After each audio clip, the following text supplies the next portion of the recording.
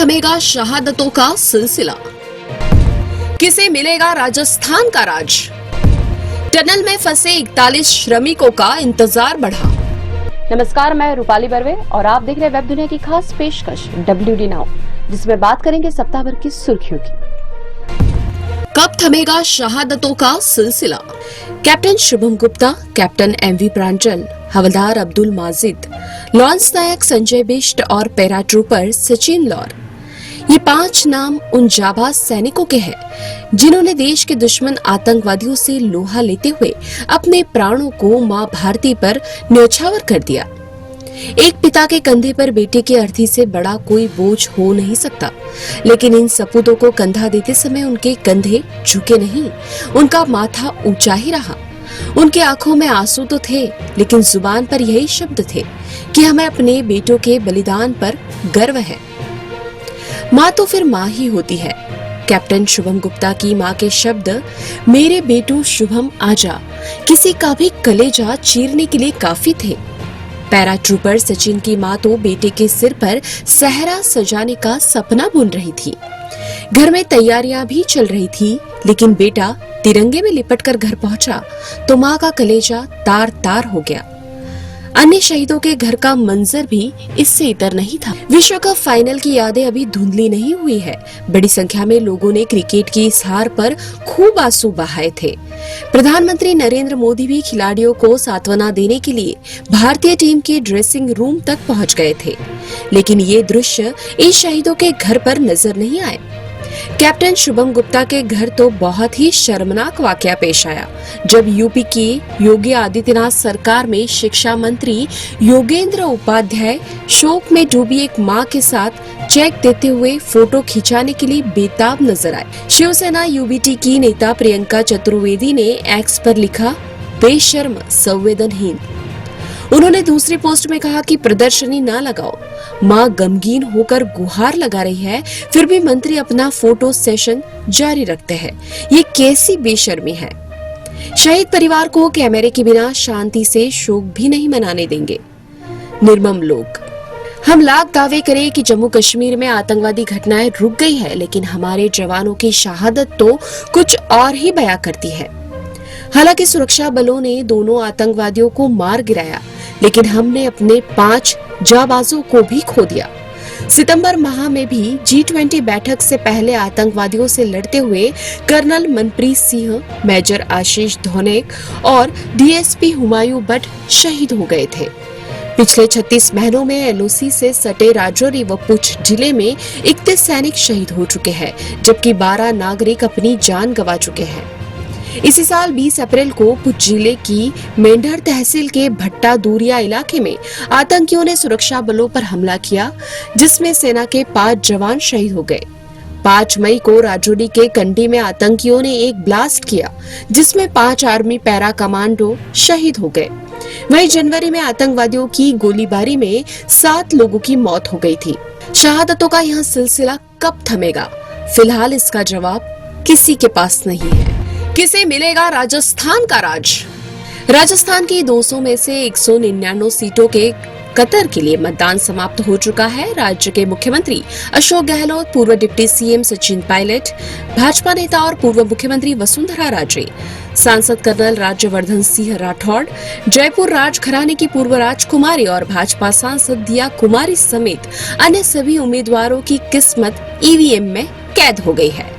चुनाव प्रचार के दौरान दोनों ही दलों ने सत्ता हासिल करने के लिए पूरी ताकत झोंक दी। हकीकत 3 दिसंबर को मतगणना के बाद ही सामने आएगी। राजस्थान में 70% से ज्यादा मतदान हुआ है। श्री करणपुर में कांग्रेस उम्मीदवार की मौत के चलते वहां चुनाव निरस्त हो गया।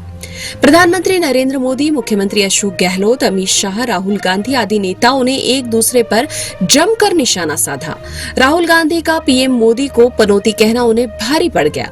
चुनाव आयोग ने इसके लिए उन्हें नोटिस जारी कर दिया। नरेंद्र मोदी ने गुर्जरों का समर्थन हासिल करने के लिए राजेश पायलट का मुद्दा खूब उठाया। राज्य सरकार के भ्रष्टाचार और पेपर लीक का मामला भी उठा। जवाब में सचिन पायलट ने कहा कि किसी को उनकी चिंता करने की जरूरत नहीं है। वहीं सीएम गहलोत ने कहा कि कांग्रेस सरकार ने अच्छा काम किया है, इसलिए चुनाव के बाद दोबारा कांग्रेस की सरकार बनेगी। राज्य में अंडर करंट है और इसकी वजह से कांग्रेस जीतेगी। हालांकि मध्य प्रदेश में प्रचार के दौरान मोदी द्वारा राहुल गांधी को मूर्खों का सरदार कहने पर किसी तरह की कार्रवाई नहीं हुई। जयपुर के वरिष्ठ पत्रकार कल्याण सिंह कोठारी ने वेब दुनिया से बातचीत में बताया कि राजस्थान में भाजपा का पलड़ा भारी दिखाई दे रहा है। सरकार बनाने में निर्दलीय भी अहम भूमिका निभा सकते हैं। हालांकि उन्होंने कहा कि ग्रामीण इलाकों में कांग्रेस सरकार की हेल्थ स्कीम का जोर है। उन्होंने कहा कि प्रधानमंत्री मोदी ने चुनाव प्रचार के दौरान जिस तरह की भाषा का प्रयोग किया, उसका नकारात्मक असर हो सकता है। कुल मिलाकर टक्कर कड़ी है। सट्टा बाजार भी राजस्थान में भाजपा का पलड़ा भारी बता रहा है। टनल में फंसे 41 श्रमिकों का इंतजार बढ़ा। 8 राज्यों के 41 परिवार सदमे में हैं, क्योंकि 41 मजदूर 12 नवंबर से उत्तराखंड में उत्तरकाशी की सिलक्यारा टनल में फंसे हुए हैं। उनका इंतजार बढ़ता ही जा रहा है। उम्मीद थी कि शुक्रवार शाम तक वे बाहर आ जाएंगे, लेकिन निराशा ही हाथ लगी। लगातार प्रयासों के बाद मलबे को हटाया नहीं जा सका है। मुख्यमंत्री पुष्कर सिंह धामी और केंद्रीय मंत्री जनरल वीके सिंह भी हादसा स्थल पर डटे हुए हैं। इस बीच शनिवार को टनल के अंदर 3 मजदूरों की तबीयत बिगड़ गई है। डॉक्टर ने पाइप के जरिए जरूरी दवाइयां दी है। तीनों मजदूरों को सिरदर्द, उल्टी और सीने में दर्द की शिकायत बताई गई है। कुछ मजदूरों ने खाना खाना छोड़ दिया है। वे तनाव का शिकार होने लगे हैं। परिजनों से बातचीत के दौरान मजदूर भावुक हो रहे हैं। उनका मनोबल भी टूट रहा है। इस बीच मजदूरों का मनोबल बढ़ाने के लिए 3 मनोचिकित्सकों की मदद ली गई। फिलहाल ड्रिलिंग का काम रुका हुआ है। हालांकि श्रमिकों को बाहर निकाले जाने के बाद भी योजना भी पूरी तरह तैयार है, जिसके तहत बाहर खड़ी 41 एम्बुलेंस के जरिए उन्हें चिनियालीसौंड सामुदायिक केंद्र में ले जाया जाएगा, जहां 41 ऑक्सीजन युक्त बिस्तरों का एक अलग वार्ड बनाया गया है। उत्तरकाशी जिला अस्पताल में भी इसी तरह के इंतजाम किए गए हैं। जरूरत पड़ने पर उन्हें अखिल भारतीय आयुर्विज्ञान संस्थान ऋषिकेश पहुंचाए जाने की व्यवस्था भी की गई है और वहां भी ट्रॉमा और आईसीयू बिस्तर तैयार रखे गए हैं। प्रधानमंत्री भी लगातार मुख्यमंत्री पुष्कर धामी से बात कर जानकारी ले रहे हैं। हम प्रार्थना करें और उम्मीद करें कि सभी 41 श्रमिक सुरक्षित रूप से बाहर आ जाए और अपने परिजनों के पास स्वस्थ होकर पहुंच जाए। अब खबरें संक्षेप में। रायपुर में महादेव सट्टेबाजी ऐप मामले में गिरफ्तार आरोपी असीम दास ने विशेष अदालत में कहा, उसने कभी भी किसी नेता को धन नहीं पहुंचाया, उसे फंसाया जा रहा है। इजराइल के युद्ध विराम के बाद हमास ने 25 बंधकों को छोड़ा। इनमें 12 थाईलैंड के नागरिक हैं। इजराइल ने कहा कि संघर्ष विराम खत्म होने के बाद वह फिर हमले करेगा। सुप्रीम कोर्ट की टिप्पणी के बाद अडानी समूह का बाजार पूंजीकरण 15,000 करोड़ बढ़ा।